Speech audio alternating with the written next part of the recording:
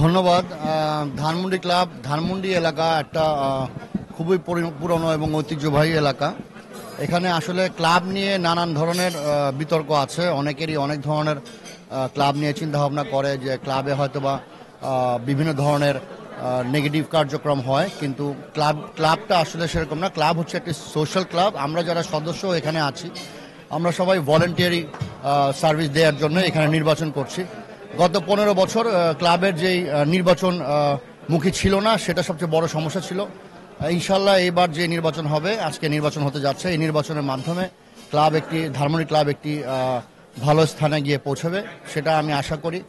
এবং আমাদের ইসি কমিটিতে যারা সদস্য পদে নির্বাচনের প্রার্থী, তারা সকলেই খুবই দে আর ভেরি মাচ এলিজিবল।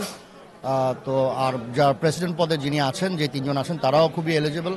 দীর্ঘদিন পরে ক্লাবের স্বতঃস্ফূর্তভাবে আমরা যারা আছি সদস্য পদে নির্বাচন করছি, স্বতঃস্ফূর্তভাবে এগিয়ে এসেছি। আমরা একটা দায়িত্ব নিয়ে কাজ করব এবং এই ধানমন্ডি ক্লাব থেকে ধানমন্ডি যে প্রাচীন যেই অবস্থান ছিল, ধানমন্ডি হচ্ছে গিয়ে এই দেশের বাংলাদেশের একসময়ের বেস্ট রেসিডেন্সিয়াল এরিয়া। পুরান ঢাকায় ওয়ারি ছিল। ধানমন্ডি থেকেই আরও লোকজনেরা বনানী, বাড়িধারা, গুলশানের পরবর্তীতে গিয়েছে। তো আমরা চাইবো আগামীতে যারা অন্যান্য স্থানে আছে, যারা ধানমন্ডি ক্লাবের মেম্বার, তারা যাতে ক্লাবমুখী হয়, তাদের পরিবার পরিজন নিয়ে ক্লাবে সেকেন্ড হোম, যেটাকে বলা হয় ক্লাবকে দ্বিতীয় বাসস্থান, সেই ক্লাবে একটি সুন্দর পরিবেশে এসে তারা অংশগ্রহণ করে এবং আজকের নির্বাচন সার্থক হোক সেই আশা ব্যক্ত করছি। আমি মনে করি আমাদের যে 14 জন ইসি মেম্বারে দাঁড়িয়েছে তারা সবাই যোগ্য। এর থেকেও মনে করেন আপনারা যে 10 জন হবে যোগ্য প্রার্থী পাশ করবে আমি মনে করি। আর প্রেসিডেন্ট পদপ্রার্থী 3 জন দাঁড়িয়েছে, এখান থেকে 1 জন হবে। যোগ্য প্রার্থীকে আমরা ভোট দিব।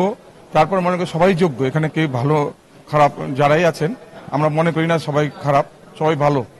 তাই আমি মনে করি সবাইকে একটা আমার আদর্শ নিয়ে আমাদের আগামী দিনের ধানমন্ডি ক্লাব যাতে গত দিনে যারা নাকি করেছে খুব একটা ভালো করে নেই, আগামী দিনে আমরা যাতে মনে করি একটা ভালো সফলভাবে ধানমন্ডি ক্লাব হইতে পারে, এইগুলাই আপনি করেন।